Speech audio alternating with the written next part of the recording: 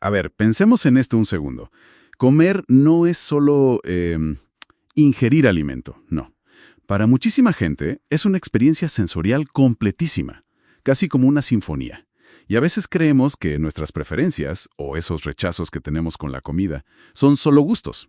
Un simple me gusta o no me gusta. Pero la verdad es que detrás de todo eso hay un universo de sensaciones, de texturas, de respuestas neurológicas que ni nos imaginamos. Totalmente. Y es que ahí tocas un punto clave. Es un universo que puede hacer que algo tan cotidiano como la cena se convierta, no sé, en un campo de batalla o al contrario, en un refugio. Exacto. Y justo ese universo es el que vamos a explorar hoy. Tenemos como base un guión explicativo muy revelador que busca, desmitificar el concepto de la alimentación sensorial. Y lo hace de una manera muy accesible y sobre todo muy empática. Esa es la misión, entonces. Vamos a meternos de lleno en esta idea. Queremos entender qué significa realmente esto de la alimentación sensorial, por qué parece ser tan importante en el contexto de la neurodivergencia. Y lo más importante, creo yo, es cómo esta perspectiva puede cambiar de raíz la relación que una persona tiene con la comida. Pasar del conflicto a la comprensión. Perfecto. Empecemos por la base, ¿te parece? Por la definición que nos propone el material. Dale. La alimentación sensorial es, en esencia, la manera en que el sistema nervioso de cada persona procesa los estímulos que están asociados al acto de comer. Y es súper importante entender que no hablamos solo del sabor, que es lo primero que se nos viene a la mente. Claro, uno piensa en dulce, salado, amargo, lo básico. Exacto. Pero esto va mucho más allá. Se trata de las texturas, lo crujiente, lo blando, lo cremoso, lo granulado, los olores que, están íntimamente ligados a la memoria y a cómo percibimos el sabor. Las temperaturas, hay gente que no soporta la comida tibia o la necesita hirviendo o helada. O helada, sí. Incluso lo visual y lo auditivo, el color de un alimento o el sonido que hace cuando lo masticas. El sonido. Mira, nunca lo había pensado así, pero es totalmente cierto. El crunch de una papa frita es parte fundamental de la experiencia. Entonces, no es una decisión que tomamos con la parte, digamos, lógica del cerebro. Para nada. Es una reacción mucho más primaria, más del cuerpo. Justo ahí está el núcleo de todo. Y es la consecuencia más importante que subraya el análisis. Este procesamiento sensorial impacta de forma directa en si preferimos o rechazamos algo. O sea, no es una elección consciente del tipo, hoy voy a decidir que no me gustan las cosas blandas. No, es una reacción casi instantánea. Fisiológica. Una persona puede sentir una aversión real, física, a una textura que para otra es normal. O hasta placentera. Ujú. Me quedó resonando una frase del material que dice, no es capricho, no es maña, es tu sistema nervioso hablando. Sí. Siento que esa idea, así sola, podría cambiar la dinámica en la mesa de muchísimas familias. Totalmente. Le quita toda la carga de juicio a la persona que está rechazando la comida. Exactamente. Esa frase, para mí, encapsula todo el cambio de paradigma que se propone. Deja de poner el foco en un supuesto defecto de voluntad de la persona y lo pone donde tiene que estar, en su fisiología, en cómo su cuerpo está experimentando el mundo. Y si es una reacción del sistema nervioso, pues tiene todo el sentido que se manifieste de formas muy distintas dependiendo de cómo está cableado ese sistema, ¿no? Entiendo. Y eso nos lleva directo a la conexión con la neurodivergencia. El material menciona específicamente el trastorno del espectro autista leve, el TDAH, la hipersensibilidad en general y la ansiedad. Me pregunto cómo se ve esto en la práctica para alguien que vive con una de estas condiciones. Y acá es donde la teoría cobra vida, porque las manifestaciones son súper específicas. El guión lo detalla muy bien. A ver, para una persona en el espectro autista, por ejemplo, es muy común la hipersensibilidad. Esto significa que ciertos estímulos sensoriales los percibe como amplificados, mucho más intensos. Una textura que para vos es simplemente fibrosa, para esa persona puede ser abrumadora, casi como si le raspara. Puede ser hasta dolorosa. ¡Wow! O sea que la misma comida puede ser una experiencia completamente distinta para dos personas sentadas en la misma mesa. Completamente distinta. Y esto también explica por qué la predictibilidad es tan fundamental. Un pequeño cambio en la marca de un yogurt, en su empaque, o una mínima variación en la receta puede convertir un alimento que era seguro en algo totalmente nuevo. Y por lo tanto, inaceptable. Inaceptable.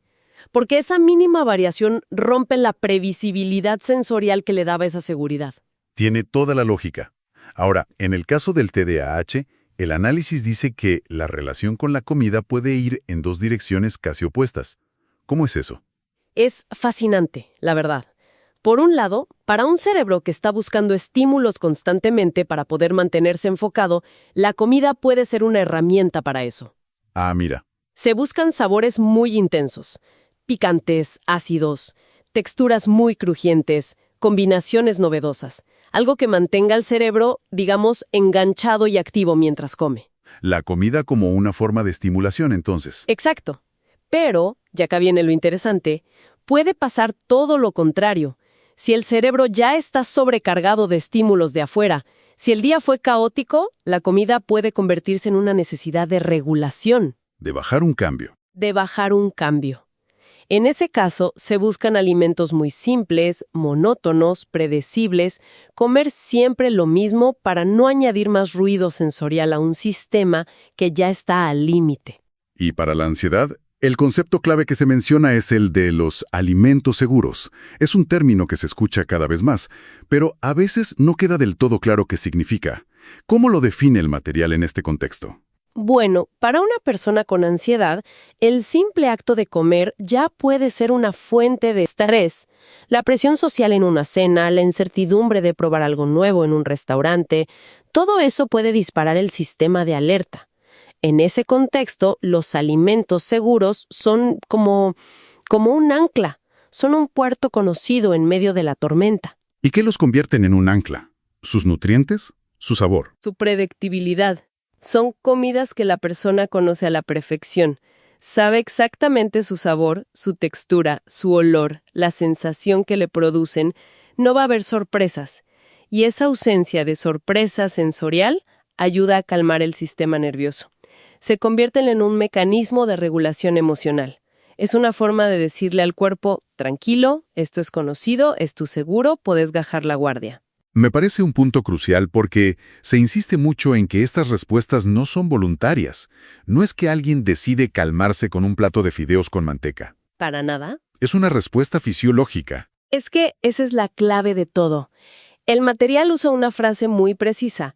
Comer puede, literalmente, regular o saturar el sistema nervioso. Y no es una metáfora. Dependiendo del alimento y del perfil sensorial de cada uno, el acto de comer puede ser una experiencia que nos calma y nos centra, o una que nos desborda, nos agota y nos deja con una especie de resaca sensorial. Ok. La teoría es muy reveladora. Pero para que termine de hacer clic, creo que sería útil bajarlo a la realidad, a ejemplos que cualquiera pueda reconocer. A ver, analicemos cómo se ve esto en la práctica, no sé, en la cocina de una casa, en un almuerzo de oficina. Perfecto. El guión ofrece varios ejemplos muy concretos. Pensemos en alguien que solo tolera alimentos con texturas muy específicas. Están las personas que únicamente comen cosas suaves y homogéneas.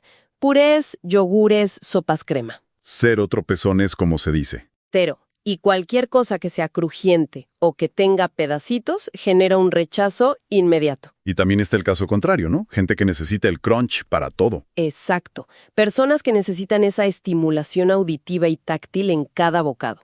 Para ellas, las texturas blandas, como una banana muy madura o un guiso, pueden ser desagradables, casi babosas. Necesitan la resistencia, la estructura que da lo crujiente. Conozco gente así, o el clásico rechazo a que la comida se toque en el plato. Durante años pensé que era una manía, una cuestión de orden. Y es uno de los ejemplos más claros de un perfil sensorial específico. Para algunas personas, que el puré toque el pollo o que la salsa de la pasta se mezcle con la ensalada es sensorialmente caótico.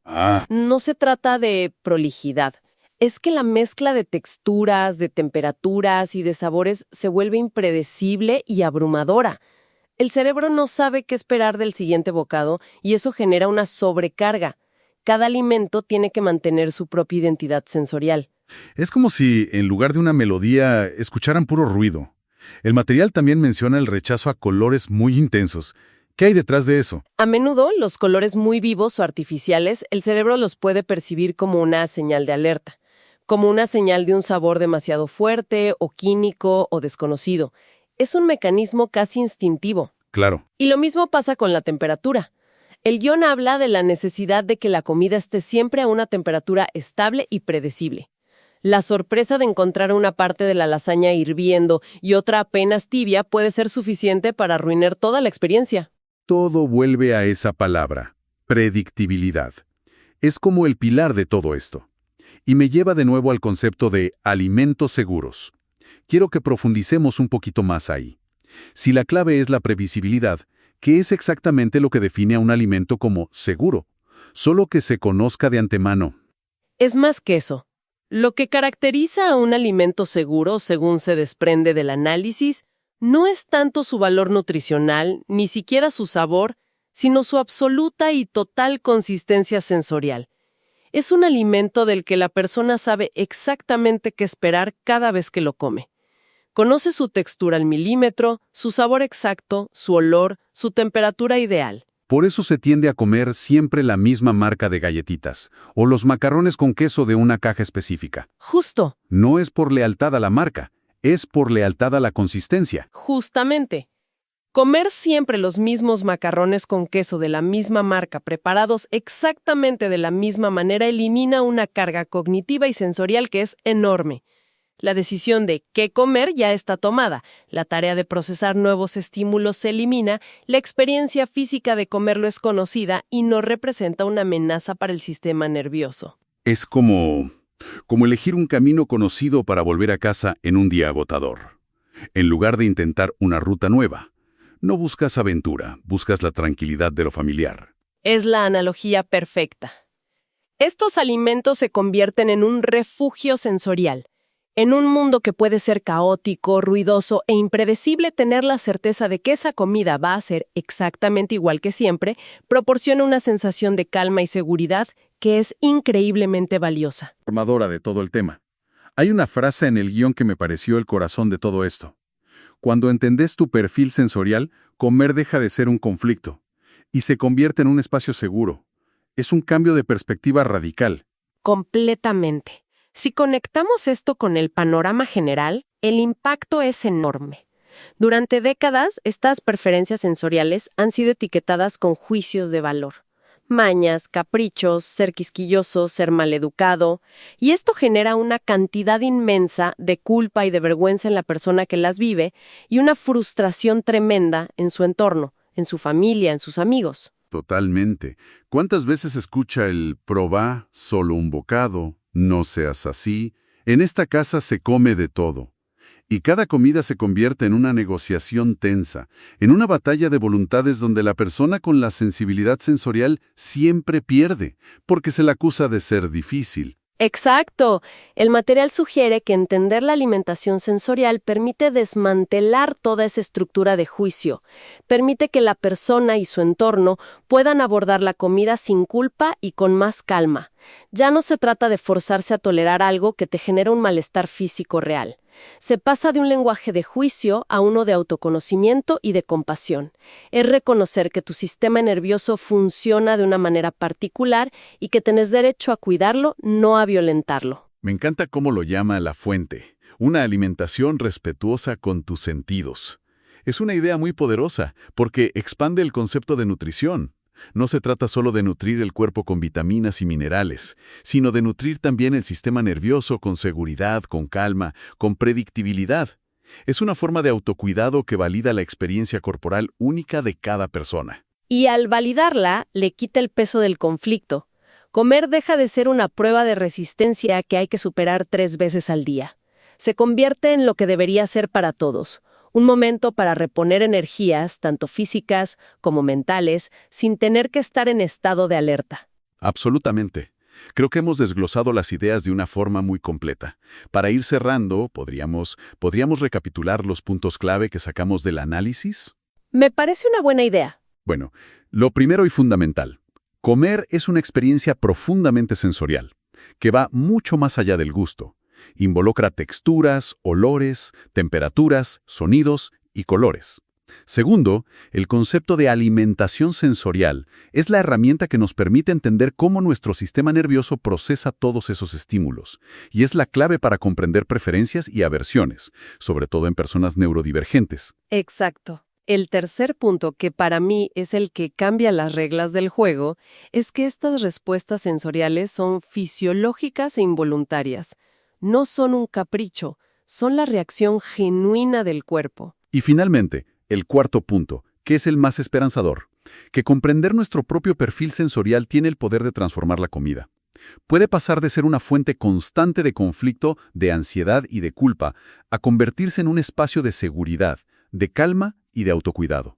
Un verdadero refugio. Una síntesis muy clara. Y sabes, toda esta conversación sobre la experiencia individual me deja pensando en una reflexión final, una que expande un poquito las ideas del material. Adelante. El material se centra, y muy acertadamente, en cómo la comprensión del perfil sensorial propio puede cambiar la relación individual con la comida. Pero esto nos lleva a una pregunta un poco más amplia, ¿no? ¿Cómo podría este conocimiento transformar la dinámica de nuestras comidas compartidas? Si en lugar de juzgar las elecciones alimentarias de los demás, en la familia, con amigos, con la pareja, nos acercáramos con curiosidad sobre las sensaciones que buscan o que evitan, ¿qué tipo de conexión y de empatía podríamos construir alrededor de la mesa?